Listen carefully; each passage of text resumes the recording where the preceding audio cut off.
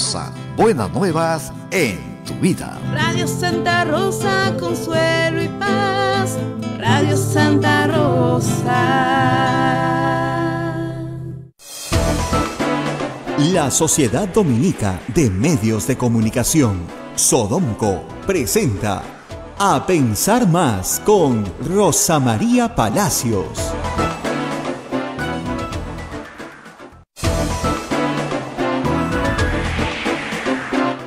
Muy buenos días, señoras y señores. Empezamos a pensar más con Rosa María Palacio a través de las emisoras de la Sociedad Dominica de Medios de Comunicación. En Lima, Radio Santa Rosa; Chimbote, Radio Santo Domingo; Arequipa, Radio San Martín; Cusco, Radio Veritas; Ucayali, Radio Cepagua; La Convención, Radio Quillabamba; Puerto Maldonado, Radio Madre de Dios. En Huánuco nos escuchan a través de Radio Huánuco; en Ayacucho, Radio La Voz de Ayacucho; en Chota, Radio Los Ángeles; en el Vicariato de Yurimaguas, Radio Oriente; Puno, Radio Pública; Ancash, Radio Moro; Huancayo, Radio Cumbres; Atipo, Radio Milenio; y Abancay, Radio Estación Solar. A Pumaque Estéreo y a Tagua nos ponen los podcasts en todo el Perú y el mundo, y escúchenos también a través de nuestra página web. Rosa María, muy buenos días. Muy buenos días a todos nuestros oyentes aquí en el Perú y en el mundo entero. Todos los días me escribe alguien de fuera que nos escucha en algún lugar remoto. Algún peruano hay en todas partes. Y bueno, muchas gracias a todos. Ayer la noticia mundial, empecemos por ahí, ha estado en París, en este terrible incendio en la iglesia de Nuestra Señora, pues se llama Nuestra Dama, Notre Dame, Nuestra Señora, en honor a la Virgen María, iglesia que se construye entre 1200 y 1300, 800 años de historia sobre esa iglesia, y probablemente una de las joyas arquitectónicas de la arquitectura medieval que persisten y que ha resistido todo, porque ha resistido revoluciones, guerras, en fin, y sigue ahí. La iglesia es un ícono para Francia, para la ciudad de París, por cierto, pero como digo, también para la arquitectura mundial. Y verla incendiarse ayer ha sido muy, muy triste. Todos los reportes que yo iba siguiendo desde París nos indicaban que al principio eran pues los gritos y el asombro y luego la consternación, ¿no? Tal vez lo más conmovedor fue ver a los parisinos cantando, ¿no?, himnos religiosos dedicados a la Virgen mientras la iglesia se iba incendiando. Era una escena muy, muy trágica, y en la oscuridad de la noche, no solo el fuego y la gente cantando, te hacía recordar una escena también medieval, ¿no? Era como transportarte al pasado. La buena noticia es que la estructura se ha salvado. Sí. La intervención oportuna de los bomberos y un trabajo muy duro ha salvado muchas obras de arte que pudieron ser evacuadas de la catedral apenas empezó el incendio, pero también se ha salvado la estructura, que era en realidad la parte más difícil, era lo principal. ¿No? Y de lo que se ha salvado, hay que decirlo también, se ha salvado el rosetón, que es una pieza se ha salvado entera, los vitrales están enteros, que yo no me explico cómo ha podido salvarse el rosetón. Yo he colocado una foto hace un instante en Twitter y eso me parece, yo pensé que no iba a quedar un vitral, ¿no? El rosetón de adelante se ha salvado. Esta es una iglesia que tiene dos torres, digamos, una norte y una sur, y tiene varias agujas. Ayer se cayó una, tal vez la más bonita, porque cuando cuando el hombre en el medioevo construye las iglesias medievales, las iglesias están construidas para llegar al cielo, en la idea de que el hombre podía tocar el cielo y tocar a Dios.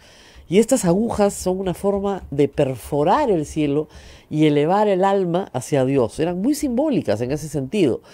Como ustedes comprenderán, edificios de ese tamaño, para esa época, eran muy difíciles de construir, eran un reto para las personas, pero un reto que se construía para dar gloria a Dios, para dar evidencia de su gloria al mundo.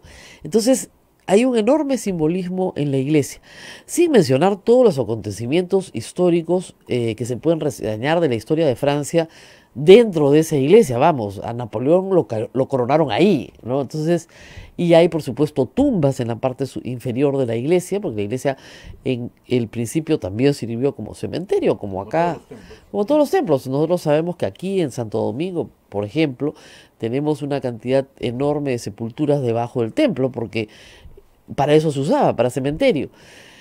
que además estaba en remodelación. Todos los andamios que ustedes han visto quemarse ayer son andamios que estaban colocados hace mucho tiempo, porque la iglesia había entrado en un proceso de remodelación muy, muy largo y muy activo. Yo estaba hace 5 años en París y ya estaban puestos los andamios.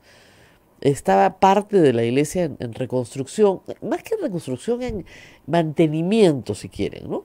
No había nada que reconstruir. Hoy sí hay que reconstruir, ¿no? O sea, no hay nada que hacer. Ahora sí viene la reconstrucción. Pero ha amanecido ya sin llamas de fuego, desaparece y así como se va a observar en las próximas horas, ustedes van a ir viendo lo que se ha salvado y lo que se ha perdido. Se ha perdido todo el techo.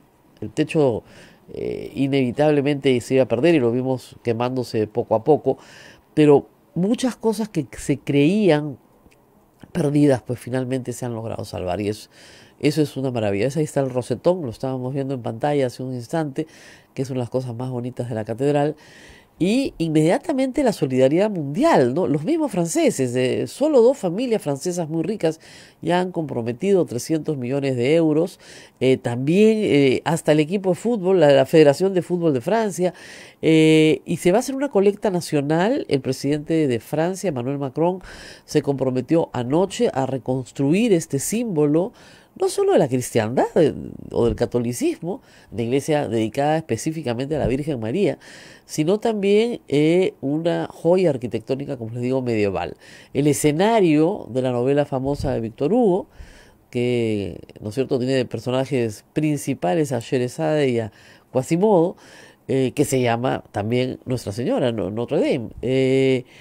En realidad hay muchísimo dentro de esa iglesia que es hermoso. Muchísimo, ¿no?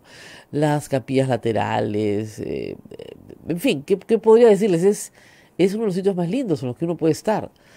Cuando yo la visité, la verdad es que se había vuelto un sitio extremadamente turístico, aunque hay que decirlo, funcionaba exactamente igual que cualquier iglesia católica. ¿Había misa? Todo? Yo he ido a misa, he comulgado ahí, pero claro, era un poco caótico porque entraba personas de muchos sitios del mundo y no entendían muy bien qué es lo que estaba sucediendo.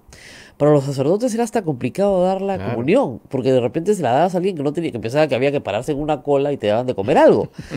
Y nos pasó con un grupo de coreanos que nos dimos claramente cuenta, y yo y mi marido, que esos no entendían qué estaba pasando. Pero como nosotros al comulgar tenemos una pequeña oración, te dicen el cuerpo de Cristo, tú dices amén, estas personas no podían decir amén. El sacerdote se dio cuenta que no entendían qué estaba pasando y la separaba, ¿no? Y además tenían que indicarle a la gente, por favor, estamos en misa, guarden silencio y no tomen fotos, ¿no? Entonces se volvía no solamente un centro un templo, no solamente funcionaba como un templo, que lo hacía y bastante bien, sino también como un sitio turístico, ¿no? Se calcula que 13 millones de personas visitaban Notre Dame todos los años. 13 millones de personas. Ustedes imagínense que el flujo turístico al Perú es bastante menor, ¿no? O sea, 13 millones de personas no pueden visitar Machu Picchu porque se hunde Machu Picchu. Entonces era un templo que necesitaba constante mantenimiento y reparaciones, porque si bien, claro, es una iglesia medieval, se puede entrar, pero se necesita tener mucho cuidado para la conservación.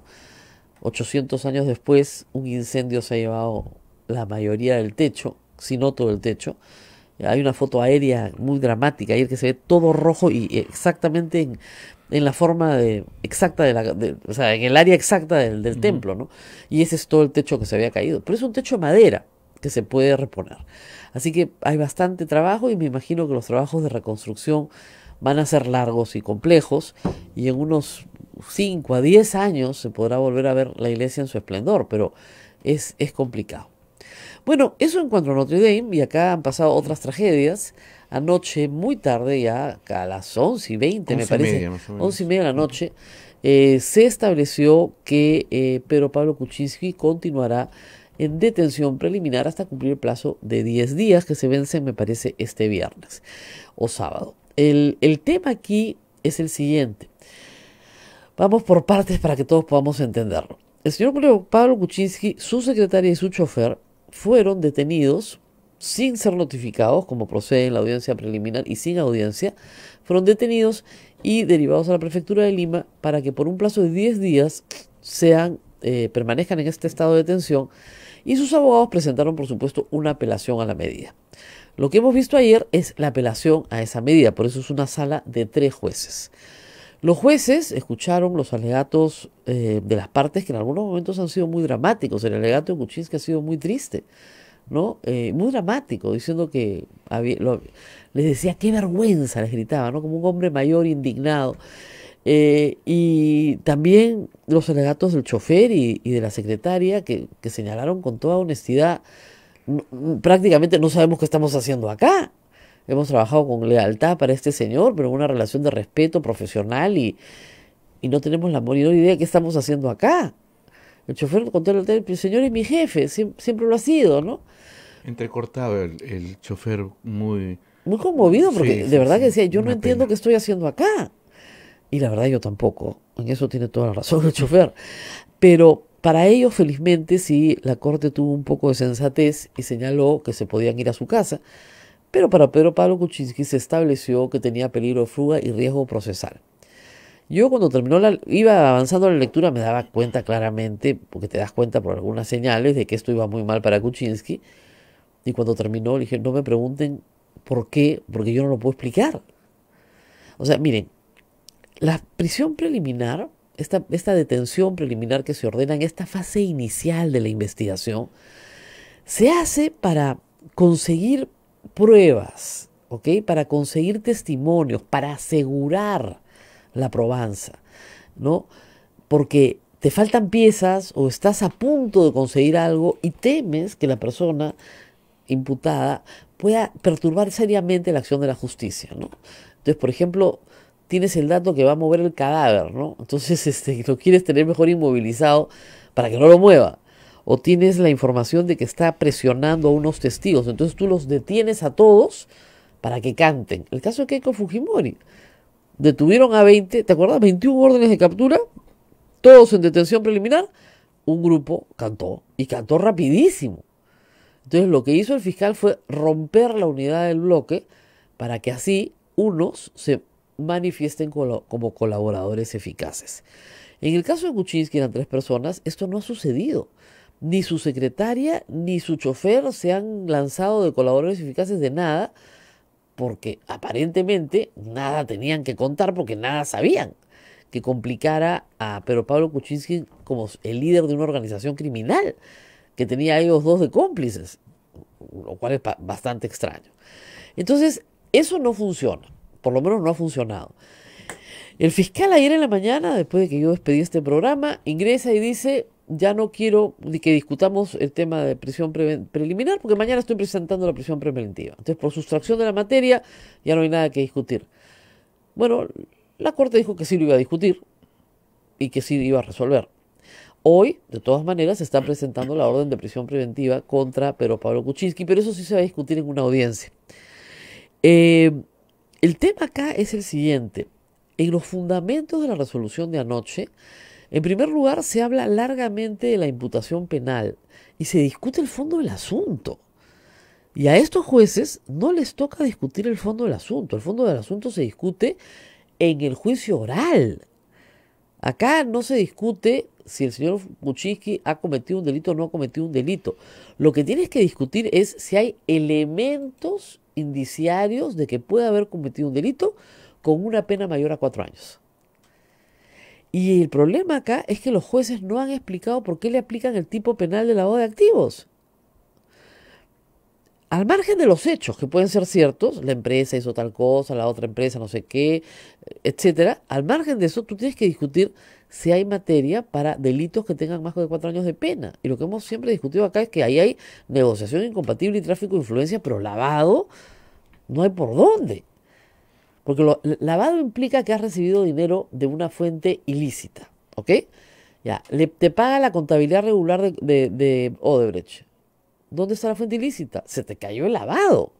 Más o menos bien rápido, ¿no? No he demorado ni un minuto para explicarlo.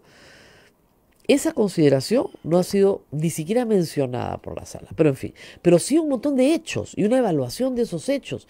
Que si la casa se compró en tal fecha, que si le dieron la plata a esta o aquella, si cómo se transfirió. Y dice, ¿pero por qué están discutiendo, no es cierto, la valoración de los hechos si eso corresponde al juicio oral? Pero finalmente dicen, bueno, no nos toca. más que señalar que hay elementos plausibles y sí los hay. No sé cómo de lavado, pero de lavado no sé. No entiendo cómo ellos sustentan que ahí hay lavado y peor aún, organización criminal. Y luego pasan a lo que es en realidad el sustento de la detención preliminar, que es el riesgo de fuga y el peligro probatorio. Y en ninguna de las dos hay fundamentación. O sea, hay riesgo de fuga porque hay riesgo de fuga, más o menos. Un párrafo. Y en la perturbación de la actividad privatoria, en la solicitud el fiscal había señalado que Pedro Pablo Kuczynski había influenciado en su contadora negativamente, digamos, para que oculte probanza. Y ayer nos hemos enterado que nunca la han interrogado. Nunca la han interrogado. Y tampoco hay ninguna constancia de que algún testigo haya dicho que el señor Kuczynski ha influenciado en la contadora para perturbar su declaración. Pero en ninguna parte está eso. ¿Quién lo dice? No hay. Y acusan a Pedro Pablo Kuczynski y a su defensa de no proporcionar la dirección en Estados Unidos de la contadora. Como si eso fuera responsabilidad de Kuczynski y no estuviese la carga de la prueba en el fiscal. Es a lo que a mí me preocupa mucho de estas resoluciones. Que en algunos momentos pareciera que la carga de la prueba está en el acusado. Y la carga de la prueba, el que tiene que probar, es el fiscal. O sea, tú no puedes probar que eres inocente. El fiscal tiene que probar que eres culpable. Y eso creo ayer que no se vio por ninguna parte. Le exigían a Kuczynski que demostrara, que probara su inocencia antes de exigirle al fiscal que probara los indicios de la culpabilidad. Entonces, la verdad es que es una resolución muy mala, muy mal fundamentada, no la entiendo. Y claro, con tan pobre fundamentación, ya mantener al chofer y a la secretaria, me parecía pues un abuso, ¿no? Felizmente los han liberado. Aun cuando el fiscal va a pedir seguramente prisión preventiva para todos 36 meses. Lo que es de nuevo un problema. Estuvimos acá ya con varios abogados penalistas señalando que esto se está convirtiendo en el Perú en una especie de deporte. Te meto 36 meses, 18 meses, lo que fueran necesarios y no te acuso nunca. Y cuando se vence el plazo, ya veremos si eres culpable o no. Algún día. Eso no es una manera de administrar justicia, la verdad que... Y por supuesto, estas prisiones preventivas se caen cuando van a instancias superiores. En el caso de Keiko Fujimori está esperando su casación y si no funciona la casación se va a ir por la vía del habeas corpus. En el caso de ella, lo único que fortalece la posición de la Fiscalía es obstrucción de la justicia, porque hay documentación y testimonios que señalan claramente que los testigos fueron conminados a cambiar su versión, a cambiar la realidad, en realidad, a mentir. Entonces, en esa medida, Keiko Fujimori, como yo siempre digo, probablemente termine en cárcel, en prisión preventiva, por un largo tiempo, por un delito que no cometió, porque no le pueden probar lavado. Y hay que decir algo más, no hay mucho más que añadir en el caso de Keiko Fujimori. O sea, Barata va a decir lo mismo que ella dijo. ¿Por qué no la acusan? ¿Por qué no hay acusaciones contra nadie? Contra Humala, contra Villarán, ni siquiera contra Toledo han acusado. Cuando ya tienen la colaboración eficaz de Maiman, todavía no acusan. ¿Dónde están las acusaciones? O sea, la Fiscalía no puede ser tan torpe en eso. Finalmente los plazos se vencen. Y claro, no tienen un plazo y lo siguen. Es el imputado el que tiene que pedir control de plazo. Pero cada vez que piden control de plazo se apuran con una diligencia nueva y saltan de etapa. Pero ya a estas alturas tienen que acusar. O sea, no puede ser que el fiscal Vela diga que va a acusar esta semana y no acuse a los Humala la semana en que dijo que lo iba a acusar, que fue hace semanas. Dijo esta semana y no dijo qué semana. ¿De qué mes? Ya, están esperando que Barata termine de hablar. Bueno, me imagino que después de que Barata hable, en las siguientes semanas acusarán a alguien. O sea, tienen que acusar. Si no acusan, no hay forma que los procesos lleguen a la verdad, por lo menos a la verdad procesal, y hayan condenas firmes. Les digo, yo anoche transmití para CNN y creo que en el resto del mundo no se entiende por qué la gente va presa sin condena, por periodos largos de tiempo. No se entiende. En todas partes del mundo la gente va a la prisión porque tiene que cumplir una condena. Acá no hay condena y están todos en prisión. Entonces no tiene de verdad mucho sentido. Pero lamentablemente esa ha sido la respuesta de los jueces ayer. Vamos a ver qué pasa en prisión preventiva. Recordemos que la Corte Suprema la semana pasada ha establecido para otro caso jurisprudencia obligatoria, estableciendo claramente que para que exista prisión preventiva tiene que existir un riesgo real de fuga. No basta con que la persona tenga capacidad económica, tenga un gran movimiento migratorio o tenga un pasaporte extranjero. No bastan esos presupuestos. El riesgo de fuga tiene que ser real y comprobado en otras actividades de la persona. Eso es más o menos claro. Ahora, en el caso de Nava, ayer, claro, la gente puede decir si el hijo salió corriendo, aunque el hijo ha señalado que tiene varias operaciones a los ojos. No sé qué pasa con los ojos, ¿no? Estas personas, pero en fin, igual que Yoshiyama, todos se operan en Miami y todos tienen operaciones en los ojos. Claro, algo pasa allá, pero parece que los oftalmólogos peruanos no son tan buenos, no tengo idea. Pero el asunto es que va a regresar el 7 de mayo. Y el señor Nava se internó en una clínica. Después de decir que iba a denunciar por difamación a IDL Reporteros y a Gustavo Gorriti, yo pregunté, ¿por qué no denuncia por difamación a Odebrecht? Porque la entidad que los indica es Odebrecht, no IDL Reporteros ni Gorriti. Ellos no se han inventado nada ni han especulado nada. La empresa que se indica a Nava y a su hijo como los verdaderos perceptores de dineros de coimas es Odebrecht. A ver, que denuncia por difamación a Odebrecht. A ver, quiero ver cómo le va con esa denuncia. Estamos hablando de $4 millones. Y Alan García, por supuesto, ha dicho que primero va a escuchar los descargos. Es muy gracioso. Y que él no ha sido, ¿ah? Él no tiene nada que ver. Que dejen de especular. Es muy gracioso. No hay nada ningún documento. Evidentemente, pues, no va a haber ninguna cuenta a nombre de Alan García. Yo digo, Alan García puede hacer muchas cosas, pero no es idiota. ¿Cómo va a haber una cuenta a nombre de Alan García? Y ayer nos ha demostrado con la investigación, o con las declaraciones de Odebrecht, que hay capas, ¿no?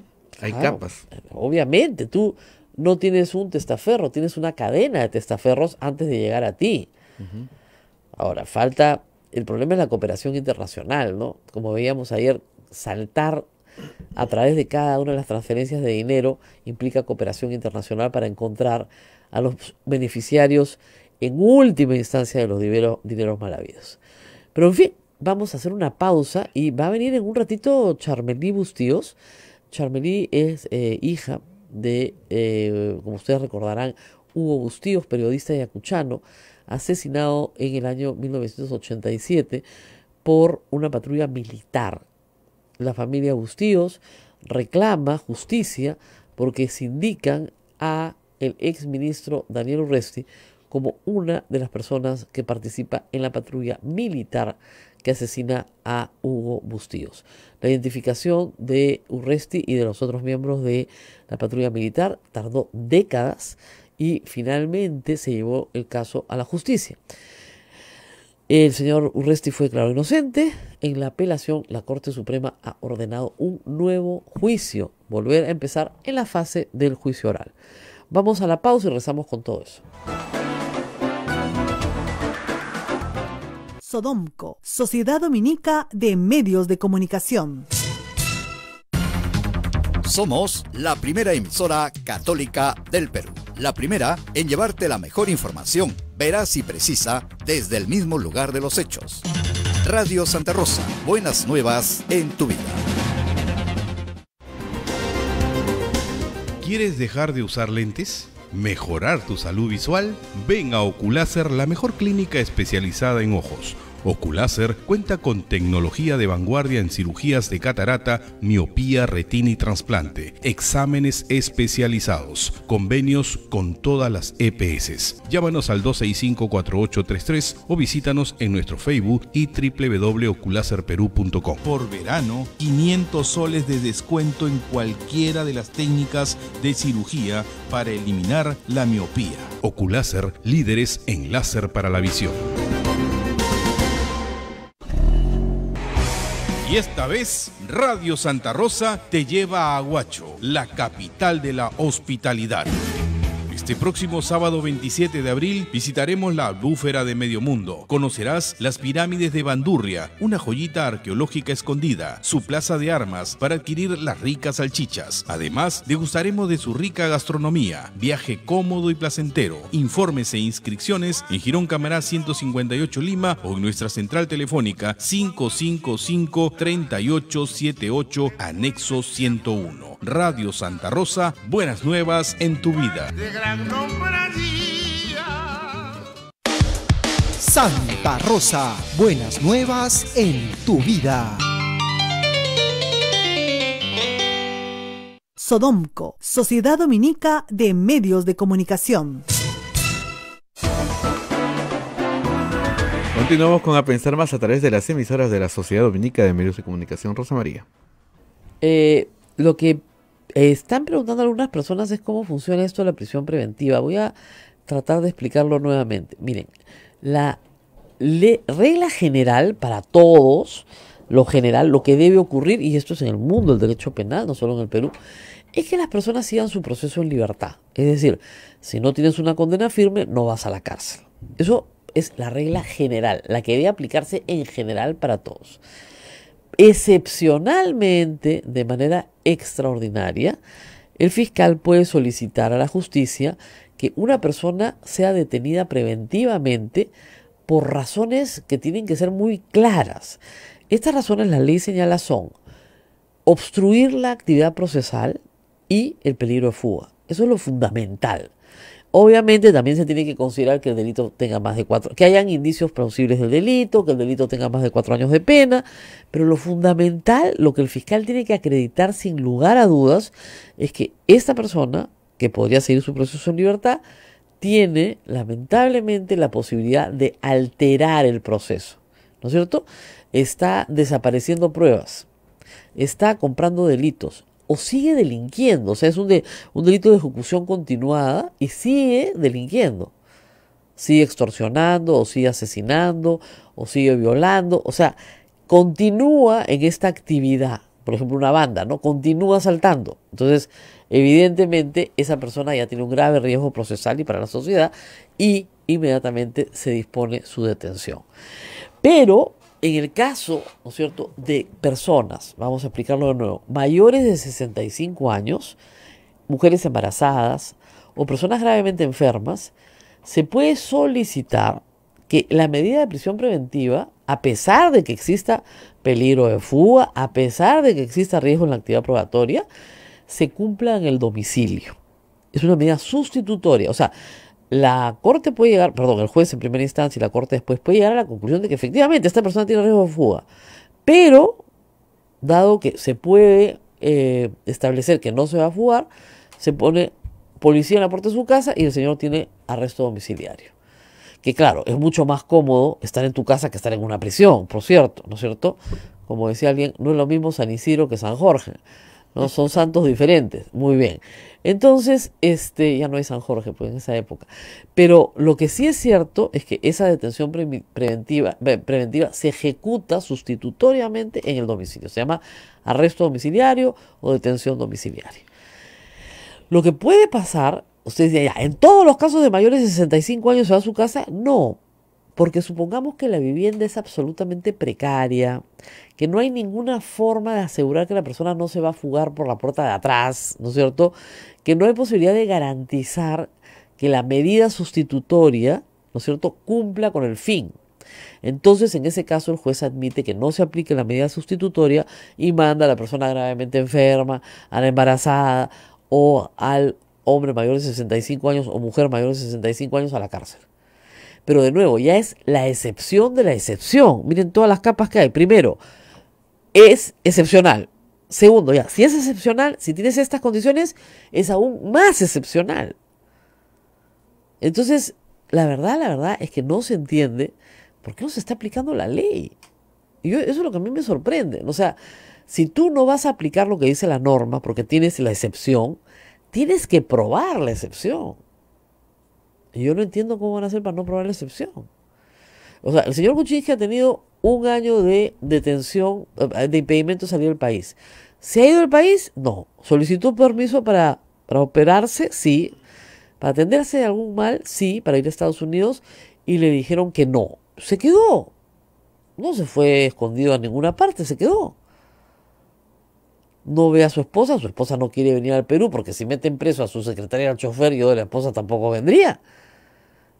¿No? No ve a su esposa, todos sus activos están congelados, o sea, no tiene posibilidad de ir al cajero automático y sacar 5 soles, vive de la caridad de sus hijos y de sus amigos, y vive una vida modesta dentro de su casa y no sale a ninguna parte. Entonces, ¿qué riesgo de fuga hay? ¿No? Bien complicado. Preguntan por el grillete nuestros oyentes. Se puede aplicar, pero lamentablemente en el Perú, el otro día me decían que no hay más de 30 grilletes aplicados en este momento, que eso es una responsabilidad del Ministerio de Justicia, porque ese era un programa que tendría que haberse hecho extensivo. En el Perú, hoy por hoy, felizmente, antes era mucho peor, me dicen que entre el 30 y 40% de los presos no tienen condena. La mayoría de esos podrían estar con grillete en su casa, tuburizando las cárceles del Perú, que están completamente tuburizadas. ¿Tiene un costo? Sí. En teoría, en la ley, el costo lo asume el procesado, pero es tanto soles, algo así como 10 soles diarios o 20 soles diarios. El costo lo asume el procesado en teoría, ¿ya? Pero claro, hay procesados que no tienen cómo pagar el costo del grillete.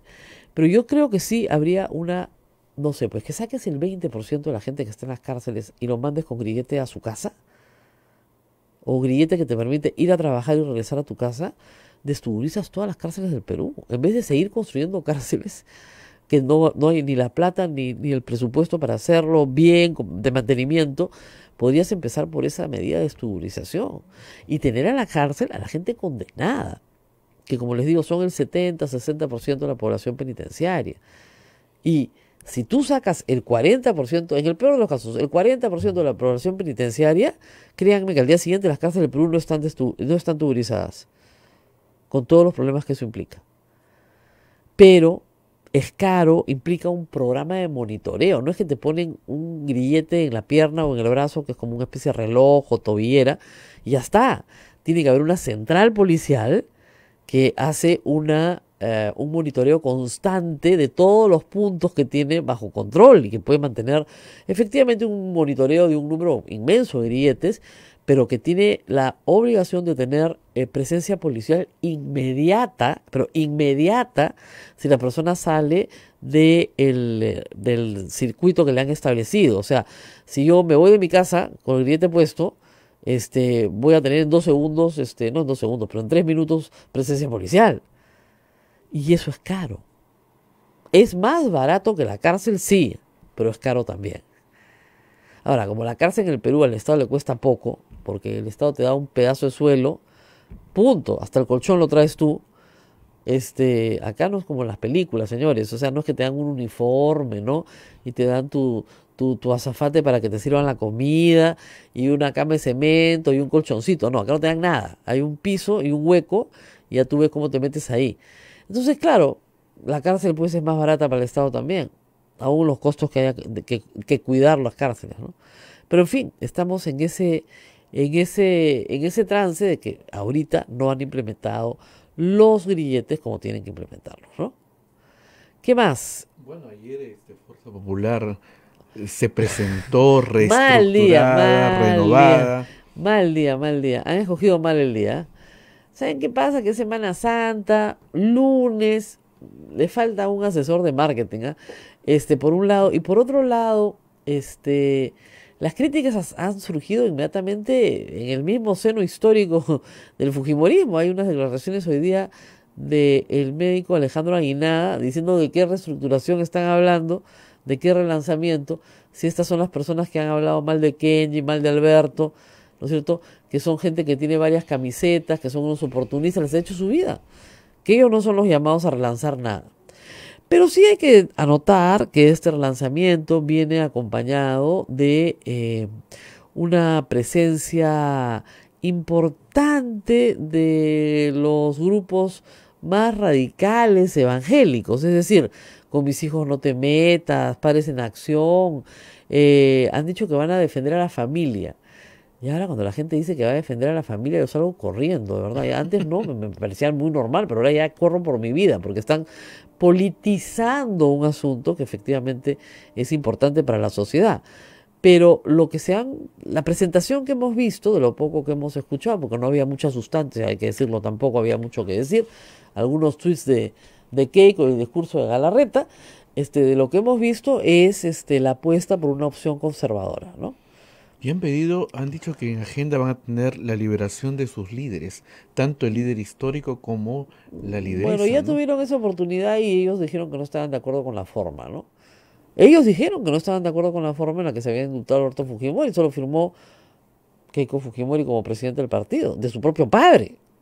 Entonces, bueno, es evidente que no es verdad que quieran la liberación de Alberto Fujimori. Porque o sea, ya se les dio y lo que hicieron fue vacar a Pedro Pablo Kuczynski. O sea que mucho interés y votar a Kenji Fujimori en el Congreso. Así que mucho interés en la libertad de Alberto Fujimori no tienen. No es verdad. Nadie les puede creer eso cuando el año pasado estaban haciendo algo diferente. Pues, ¿no? O sea, si tú me dijeras han pasado 15 años, no han pasado ni 12 meses.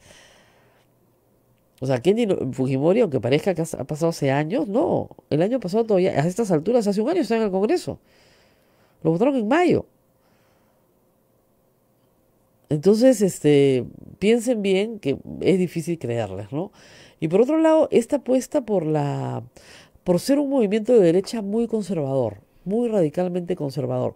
Me imagino que en el análisis político que han hecho, tal vez piensan que pueden emular a Bolsonaro, ese tipo de, digamos, de político que surge justamente en tiempos de crisis. Pero hay que entender que Bolsonaro representaba en Brasil todo lo que el fujimorismo no representa, es decir, representaba lo nuevo, lo distinto, lo no contaminado por la corrupción de Lavallato, ¿no? En cambio, el fujimorismo no representa nada nuevo, nada distinto a lo que siempre ha sido. Entonces es difícil salir con una nueva imagen, con un mensaje que extrema el conservadurismo del movimiento, sin tener mucho más contenido que eso, ¿no?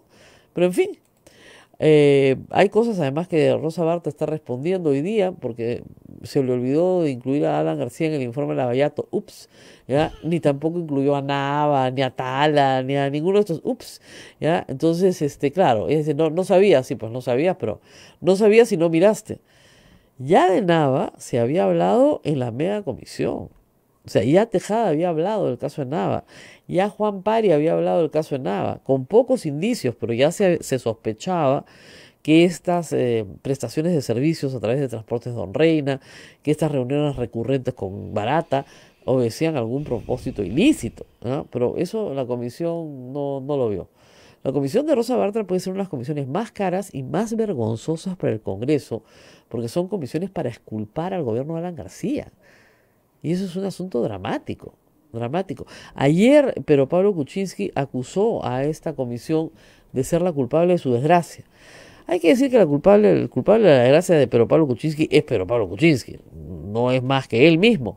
Pero sí hubo una acusación durante su presentación.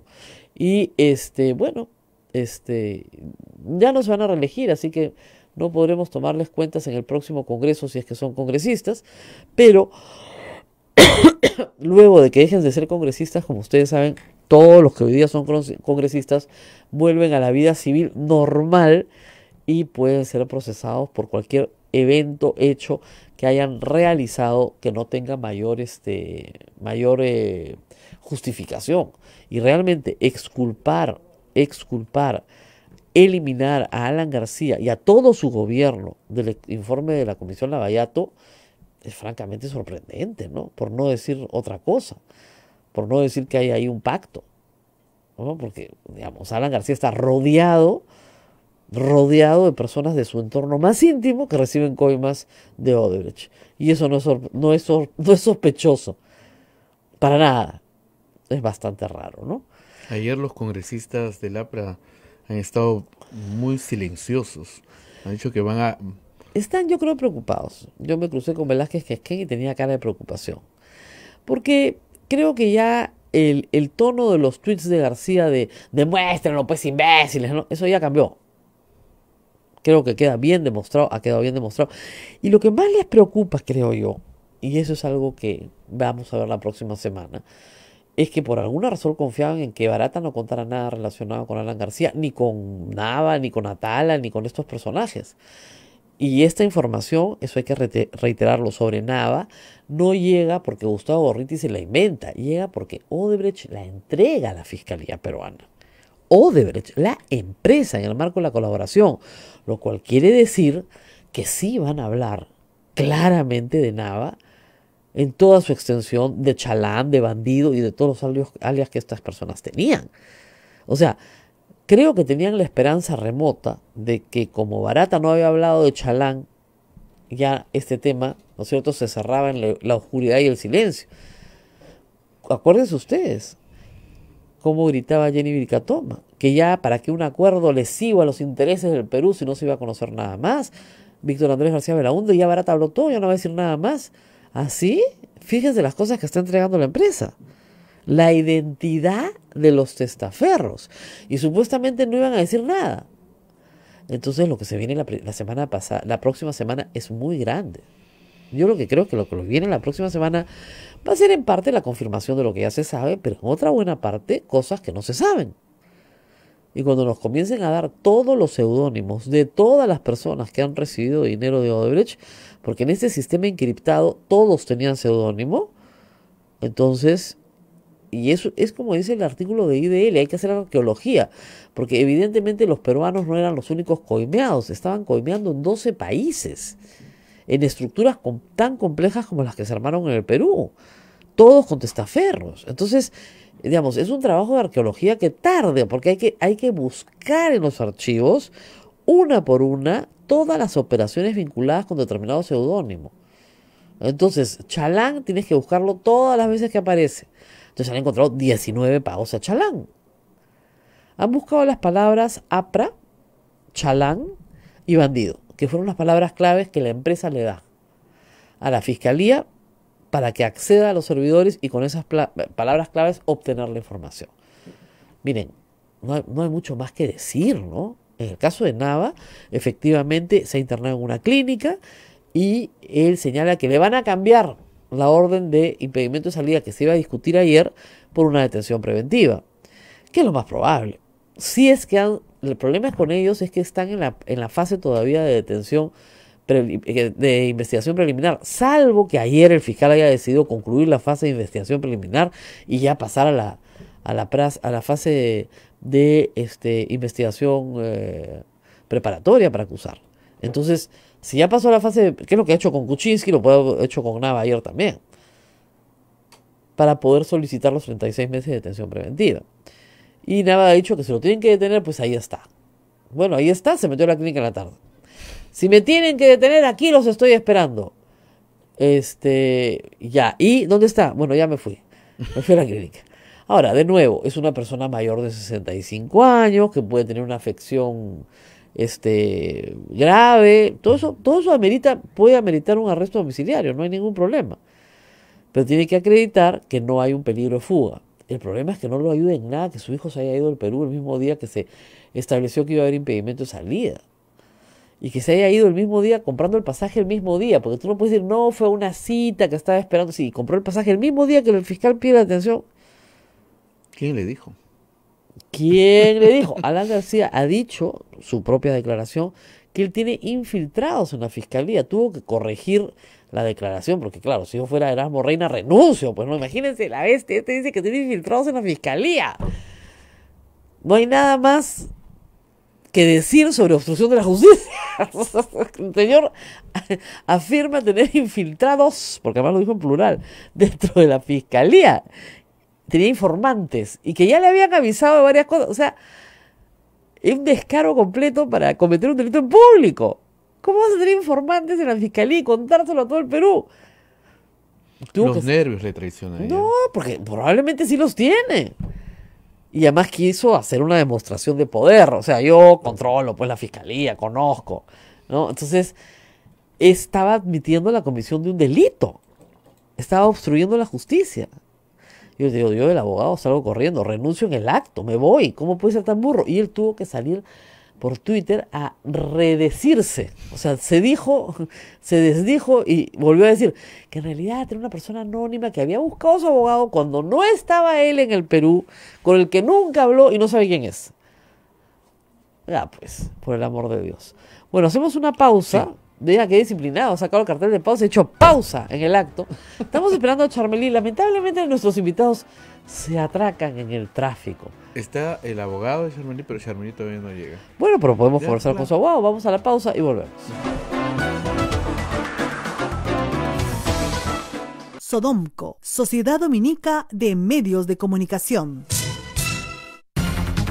Somos la primera emisora católica del Perú. La primera en llevarte la mejor información, veraz y precisa, desde el mismo lugar de los hechos. Radio Santa Rosa, buenas nuevas en tu vida.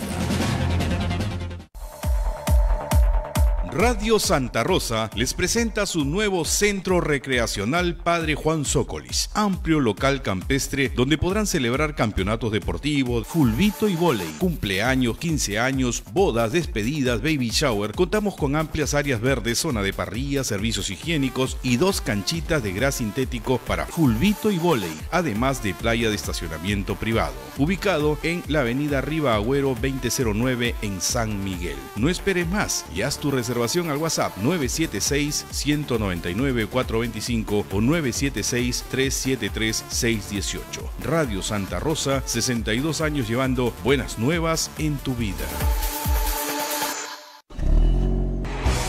Y esta vez, Radio Santa Rosa te lleva a Aguacho, la capital de la hospitalidad. Este próximo sábado 27 de abril visitaremos la Albúfera de Medio Mundo. Conocerás las pirámides de Bandurria, una joyita arqueológica escondida, su plaza de armas para adquirir las ricas salchichas. Además, degustaremos de su rica gastronomía. Viaje cómodo y placentero. Informes e inscripciones en Girón Camará 158 Lima o en nuestra central telefónica 555-3878 anexo 101. Radio Santa Rosa, buenas nuevas en tu vida.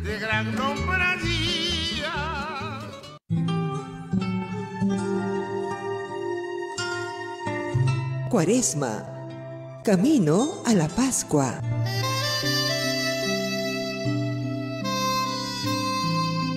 Durante el tiempo de Cuaresma, en la misa no se canta el Gloria al final del acto penitencial, ni el Aleluya antes del Evangelio. En el tiempo de Cuaresma no deben ponerse flores en el templo, excepto el cuarto domingo de Cuaresma, conocido como Domingo de la Etare. Alégrate, como un anticipo de la alegría pascual que ya está próxima. Cuaresma, camino a la Pascua. Santa Rosa, buenas nuevas en tu vida. Sodomco, Sociedad Dominica de Medios de Comunicación. Continuamos con A Pensar Más a través de las emisoras de la Sociedad Dominica de Medios de Comunicación. Lima nos escucha a través de Radio Santa Rosa, Chimbote RSD, Radio Santo Domingo, Arequipa, Radio San Martín, Cusco nos está escuchando en Radio Veritas, Ucayali, Radio Cepagua, La Convención, Radio Quillabamba, Puerto Maldonado, Radio Madre de Dios. También nos escuchan en Huánuco a través de Radio Huánuco, Ayacucho, Radio La Voz de Ayacucho, Chota nos escucha a través de Radio Los Ángeles, Yurimaguas, Radio Oriente, Puno, Radio Pública, Ancash, Radio Moro, Huancayo, Radio Cumbres, Atipo, Radio Milenio, Abancay, Radio Estación Solar y AM Tagua a través de los podcasts nos ponen el Perú y el mundo.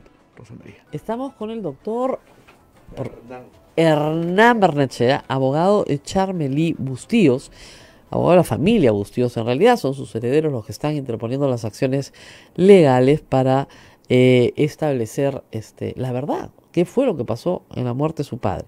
La señora Margarita Patiño, que nosotros entrevistamos hace unos años, inició esta lucha desde los primeros años del asesinato de su esposo con muchísimas dificultades.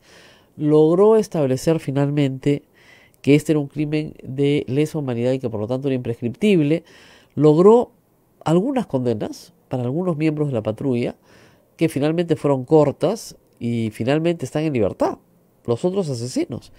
Pero faltaba identificar al íntegro de la patrulla. Y en estas diligencias, hace varios años, se estableció, por testimonio de otros miembros de la patrulla, que Daniel Urresti estaba ahí. Gracias por estar con nosotros. La Corte Suprema ha solicitado un nuevo juicio oral, señalando que las pruebas no han sido debidamente valoradas por la Corte Superior. La Corte Suprema no puede condenar al señor Urresti, por lo tanto no le queda más remedio que declarar nulo el proceso y que se vuelva a procesar a Urresti.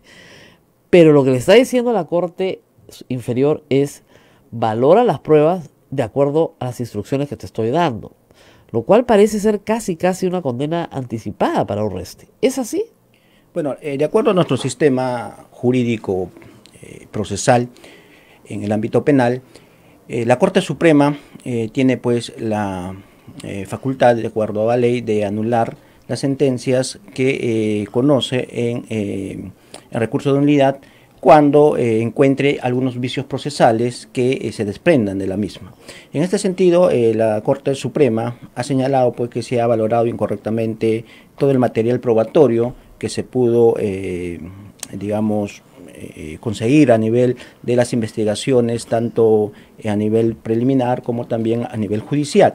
Por lo tanto, la Corte Suprema ha señalado pues que el nuevo colegiado que debe conocer el juicio, esto es la sala que va a juzgar nuevamente a Daniel Urresti, tiene pues que tener en cuenta cuáles son los parámetros señalados por la misma Corte Suprema para volver a analizar todo el material probatorio que se actuará en su momento en juicio. Ahora, el asunto es que hay que, digamos, ya ambas partes han desarrollado una estrategia, entonces ya es como volver a vivir todo lo que ya se vivió desde el principio. Sí. Efectivamente, hay una ruta y también una teoría de caso de cada una de las partes, y por lo tanto las cosas están claras, ¿verdad? Claras en el sentido que cada parte sabe cuál es la defensa y la teoría que está asumiendo respecto a este caso. Por lo tanto, el nuevo juicio conllevaría pues a que se realice en menor tiempo, atendiendo pues a, digamos ya, a los hechos que han sido debatidos, ¿no?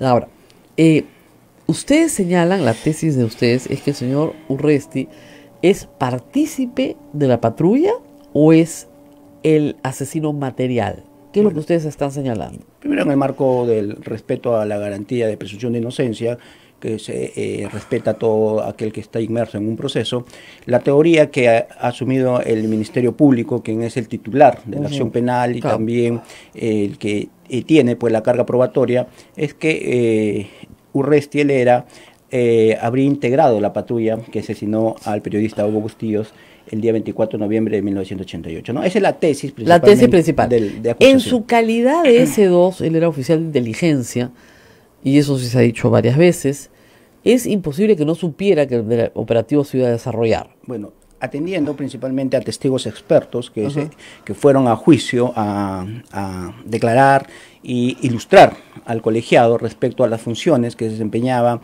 el S2, ellos señalaban pues que atendiendo pues a la situación y el estado de emergencia que se vivía, y principalmente en aquellos lugares donde existía pues digamos la lucha frontal contra el terrorismo, tenían pues que trabajar de manera conjunta y coordinada. S2, claro, coordinaba todas las operaciones. Ahora, vamos por partes. Primero, hay que explicárselo al público, en este juicio fue muy difícil identificar a los miembros de la patrulla.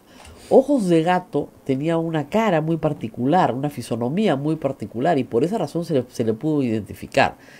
Al jefe de la base también, porque era una persona que había ido varias veces a la casa de Bustillos, tenía relaciones con la familia, le alquilaba películas y había sido fotografiado por Bustillos. Ese fue probablemente su sentencia de muerte.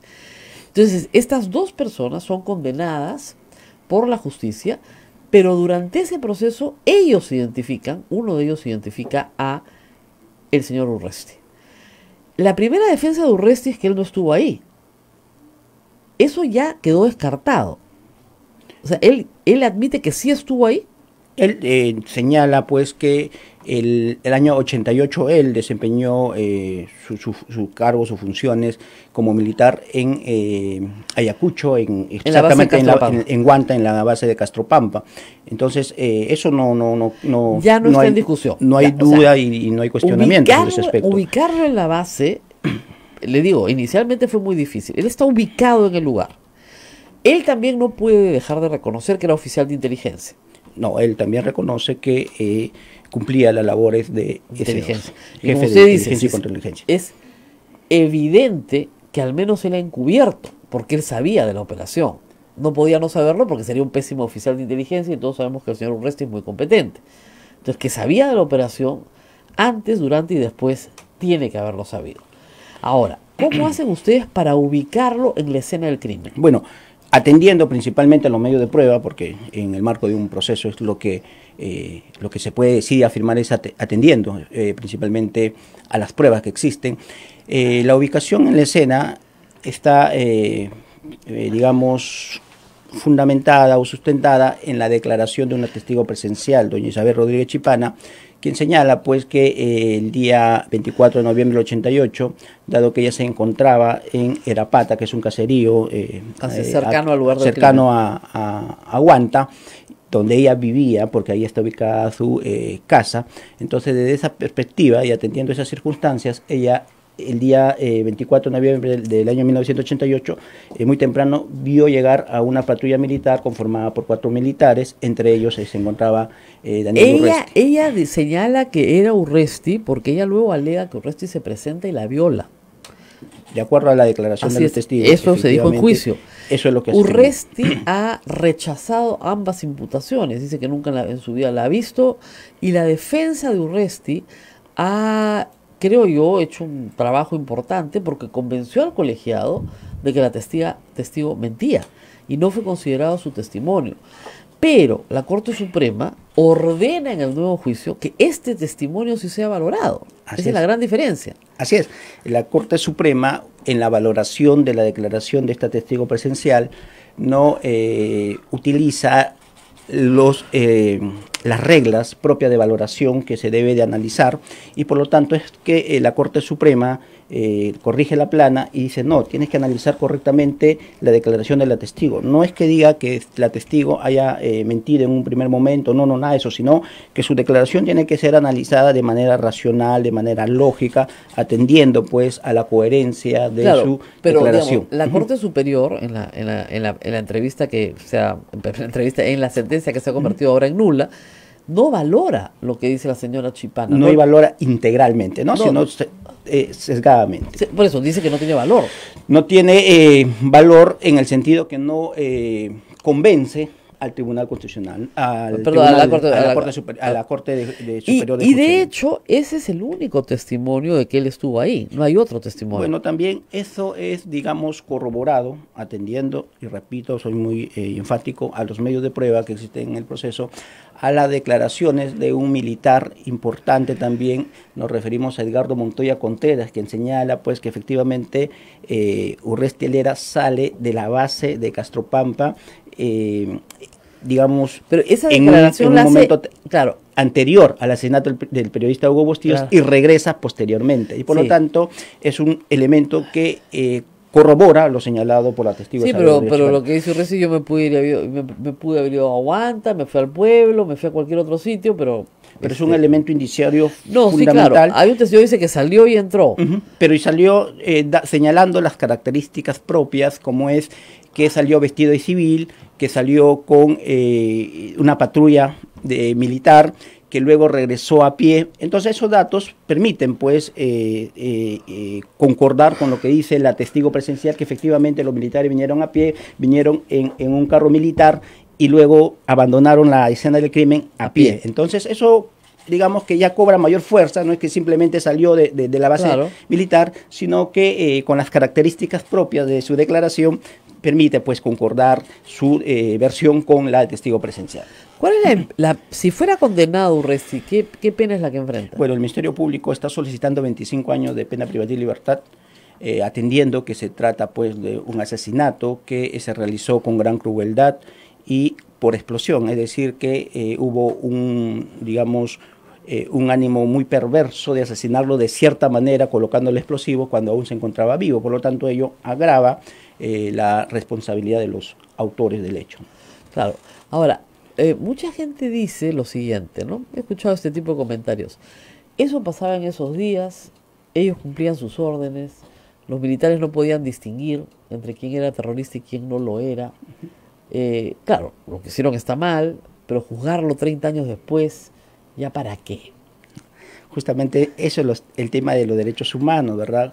Justo cuando los casos ya se conocen, atendiendo pues a la información que previamente se ha podido recoger, como es el informe de la Comisión de la Verdad, los informes internacionales, y todo ello ya permite una información más global, integral de los hechos, lo que permite también establecer pues las responsabilidades de los graves violadores. ¿Cuándo empezaría este nuevo juicio oral? Bueno, este nuevo juicio oral todavía tiene que seguir el trámite regular, que la Corte Suprema remita todo lo actuado en este procedimiento que es de nulidad a la Sala Penal Nacional, en la misma Sala Penal Nacional, pero con otro colegiado, un colegiado nuevo, un colegiado distinto, quien debe conocer este caso. No, claro, tiene que ser la misma instancia, pero con otro colegiado. Así es. Es completamente distinto al colegiado anterior, porque ya esos ya adelantaron una opinión. Entonces no podrían, no están ya por ley no podrían conocer el mismo caso, ¿no? ¿Y qué expectativas tienen ustedes en esta oportunidad? Bueno, en este nuevo juicio nosotros siempre con la esperanza bien puesta en el sentido de encontrar justicia, en el sentido también de encontrar la verdad de lo que ocurrió, el de que se repare a los daños que han vivido las víctimas de los familiares de violación de derechos humanos, y nosotros en todo caso estamos solicitando que este nuevo colegiado sea un colegiado especializado en temas de violación de derechos humanos, que sea objetivo, independiente y que aplique pues el derecho de acuerdo a lo que señala las normas y también los criterios de la Corte Suprema. Hay una pregunta acá. Urresti acusó a la testigo Chipana de terrorista para anular su testimonio. ¿La Corte Superior tomó en cuenta esa valoración? La Corte Superior señaló en su sentencia de que eso no se puede considerar de esta manera porque no existe elemento de prueba que así lo señalen, ¿no? Por lo tanto, eso no fue un tema ya que se analizara a nivel de la Corte Suprema, porque la misma Corte Superior, la Sala Penal Nacional que emitió la sentencia, dijo que no estaba aprobado este hecho y efectivamente no había ningún elemento de prueba que podría sustentar este aspecto. Fue simplemente una desacreditación sistemática por parte de Urresti Helera en el ámbito, digamos, de una defensa en sentido, entre comillas, digamos, ¿no? Pero creo que funcionó, porque le digo, muchos periodistas que conozco que están muy comprometidos en la causa de derechos humanos decían que en realidad no se había podido probar nada, porque la testigo no era una testigo de cargo muy creíble y con esa que testigo era muy difícil acreditar el asesinato. No, y por eso la Corte Suprema, con buen criterio, ha señalado porque tiene que ser valorada correctamente. No basta con simplemente decir no la creo a la testigo o no es una testigo, digamos, que esté dando una información verosímil de los hechos, sino que debe ser analizada correctamente su versión y contrastada con otros elementos. Y para la Corte Suprema esto no ha sido, digamos, analizado correctamente y es por eso que declara la nulidad de la sentencia. Bueno, nos tenemos que ir despidiendo. Estábamos esperando a Charmely, pero vamos a tener que dejarlo para una próxima oportunidad. Les cuento que ya en justamente la Sala Penal Nacional se está discutiendo ante el juzgado, primera instancia, ante el juzgado se está discutiendo el pedido de prisión preventiva contra Pedro Pablo Kuczynski. Como saben, ya le han confirmado la preliminar, por lo tanto va a seguir hasta el viernes. Entonces esta audiencia puede durar 2 o 3 días y seguramente, no sé si van a trabajar en Semana Santa, pero entre hoy y mañana tendría que finalmente terminarse de determinar el pedido de prisión preventiva. Sustenta el fiscal José Domingo Pérez. Según la lectura del día de ayer, Rosa María, ¿cuál es tu...? Es que son instancias completamente distintas. O sea, ayer era un colegiado de 3 jueces, ya, ahora es uno. Estamos en la primera etapa. Ahora, casi todos los jueces de primera instancia a los cuales José Domingo Pérez ha recurrido con medidas de prisión preventiva le han dado la razón a la Fiscalía. Hasta el momento no veo nadie que haya en primera instancia no dado la razón a José Domingo Pérez, así que yo creo que lo más probable es que hoy mismo o mañana finalmente se le imponga a Pedro Pablo Kuczynski una prisión preventiva de 36 meses. Lo que está en discusión es que si el juez va a aplicar la medida sustitutoria de arresto domiciliario considerando la edad. Eso es lo que está en discusión. Pero yo creo que lo mínimo que va a sacar Kuczynski va a ser arresto domiciliario. Lo mínimo. Que debe ser el objetivo final también de José Domingo Pérez. Y claro, el que pide lo más, ¿no es cierto?, está buscando lo menos en realidad, pero lo menos va a ser 36 meses. Me atrevo a decir, aunque ustedes como comprenderán, esto no es pues una tinca y uno no se la juega, ¿no? Pero me atrevo a decir que por el comportamiento de los jueces ante estos requerimientos en todo este periodo, en primera instancia, todos otorgan la prisión preventiva. En superior no, en superior sí hay fallos contradictorios. En varios casos se ha establecido que no se otorga la prisión preventiva, más bien que se revoque. En otros no, caso Humala, caso Keiko los han dejado adentro, pero el caso Club de la Construcción, por ejemplo, lo sacaron a todos para que siguieran sus procesos en libertad. Que reitero, es la norma. No te están haciendo un favor. La norma es que tú sigas el proceso en libertad porque se te presume inocente. ¿Ya? Por más que tengas sangre en las manos, se te presume inocente, ¿no? Por más que tengas la pistola y la sangre del muerto, o sea, se te presume inocente. Entonces, lo normal es que sigas el proceso en libertad. Lo extraordinario es que sigas el proceso, ¿no es cierto?, en otras circunstancias, ¿ya?, que pueden ser, que van desde la prisión preventiva, el impedimento de salida, en fin, todas las medidas que existen para recortar la libertad de una persona. Pero la libertad de una persona no se puede recortar porque sí, porque se le ocurre al fiscal, porque le provoca, ¿no? Tiene que ser fundamentada. Y la fundamentación de la fiscalía en el caso Kuczynski a mí me pareció muy débil. Me ha sorprendido muchísimo, por ejemplo, que el argumento central era que había influido en su contadora para que oculte información, y ayer el fiscal nos ha notificado a todos en la audiencia que nunca han hablado con la contadora, que jamás ha sido interrogada, y que más bien Kuczynski no ha querido dar su dirección, o les han dado una dirección que no es, en Miami. ¿Y eso acaso es de cargo de la defensa? Eso es de cargo del fiscal, que se ocupe el de buscarla. Entonces, ¿de dónde puede afirmar que Kuczynski ha hecho esto?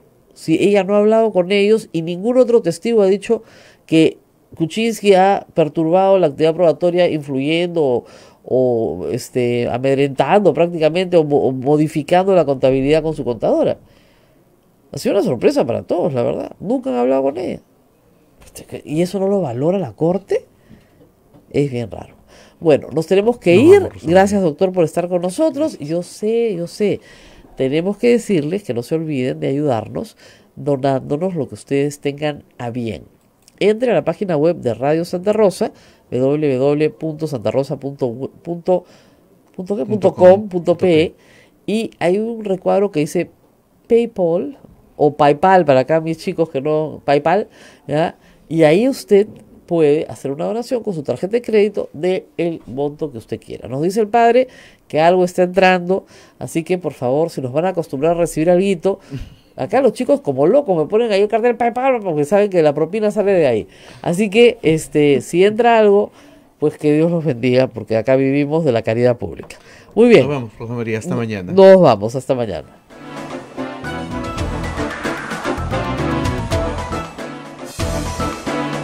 Hasta aquí, A Pensar Más con Rosa María Palacios.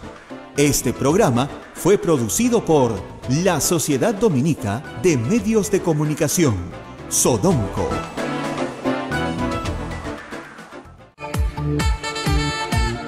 Radio Santa Rosa, buenas nuevas en tu vida. ¿Quieres dejar de usar lentes? ¿Mejorar tu salud visual? Ven a Oculácer, la mejor clínica especializada en ojos. Oculácer cuenta con tecnología de vanguardia en cirugías de catarata, miopía,